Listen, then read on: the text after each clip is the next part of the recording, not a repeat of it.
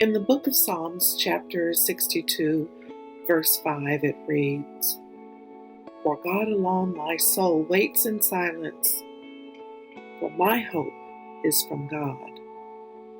So the question is, how am I creating daily life with God during the dramatic changes we are experiencing? I was working from home before we began sheltering in place. One thing I did not anticipate was an increase in solitude and quiet moments. Early in my career, getting away to my grandmother's home was one of the ways I sought respite and renewal.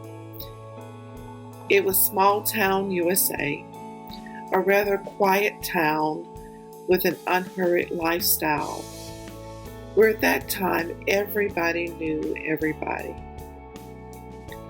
These days, there is sometimes more silence than I'm accustomed to. I can live with silence for a while. Then I look for ways to break the silence by calling a friend or playing the piano. Sometimes the silence may be a bit too loud, if that makes sense.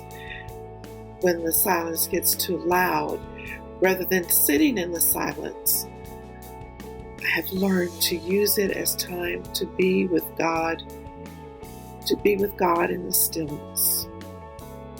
I embrace the quietness as a time for reflection, a time for music from the birds of the air, sounds that previously I may not have noticed. While sheltering in place, I can embrace the blessing of solitude and appreciate the sounds of God's creation with minimal interruptions, and silence becomes the backdrop. When I stop to listen, I ask God to be with me in the silence and speak to my heart. I give God my undivided attention while reflecting and contemplating on what God has placed in my heart.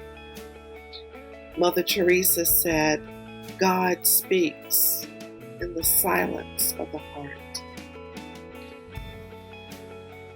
I have realized that I need to embrace the solitude as a precious moment to listen to God the Creator, God the Redeemer, and God the Sustainer while living in hope.